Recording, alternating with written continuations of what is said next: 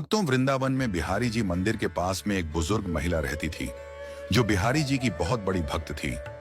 घर में एक छोटी सी दुकान थी और उसी दुकान में वह अपना जीवन यापन करती थी और सुबह शाम बिहारी जी का भजन करती थी।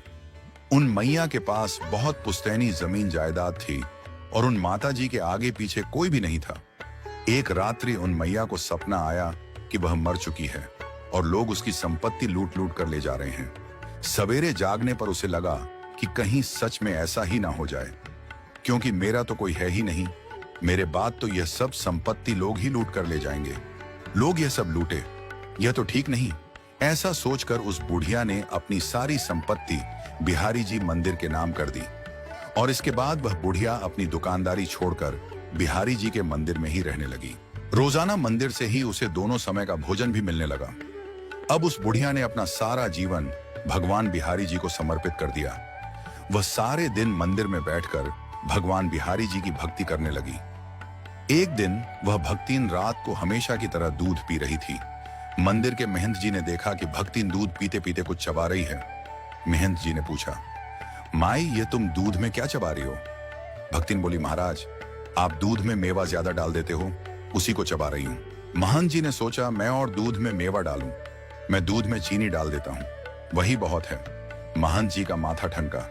दूसरे दिन उन्होंने देखा, दोपहर को भक्तिन को दाल परोसी गई तो दाल में घी तैरता दिखाई दिया।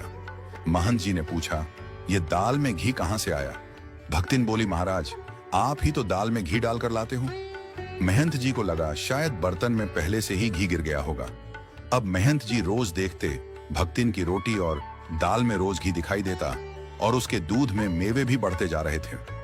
साथ ही महंत जी की रसोई में घी और मेवों से भरे पात्र खाली होते जा रहे। महंत जी को समझ नहीं आ रहा था कि यह सारे पात्र कैसे खाली हो रहे हैं, क्योंकि उनके अलावा रसोई में कोई नहीं जाता और रसोई की चाबी हमेशा महंत जी के पास ही रहती थी।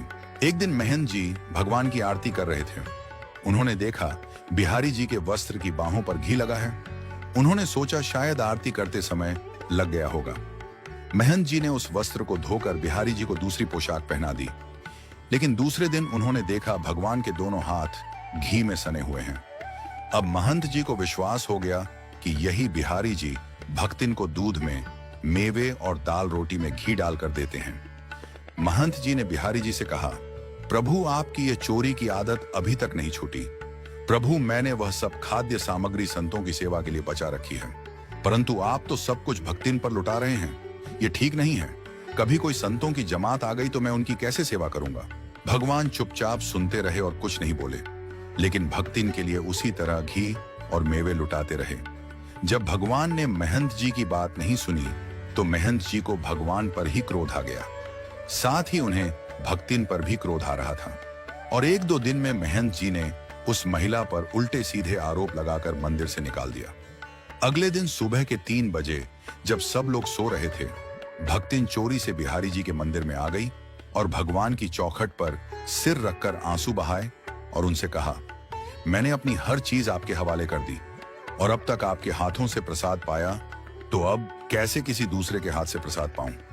ऐसा कहकर जैसे ही भक्तिन ने रोते रोते अपना सिर मंदिर की चौखट पर रखा, अचानक एक बहुत तेज प्रकाश हुआ और गड़गड़ाहट के साथ मंदिर के सभी दरवाजे खुल गए और मंदिर की सभी घंटियां अपने आप बज उठी। महंत जी और सभी लोग जागकर अपने अपने कमरों से बाहर आए। सभी ने देखा कि भक्तिन के शरीर से एक प्रकाश पुंज निकला और बिहारी जी के श्री विग्रह में जाकर समा गया। भक्तिन के प्राण श्री बिहारी जी में विलीन हो चुके थे। पूरे गांव में इस बात का हल्ला मच गया।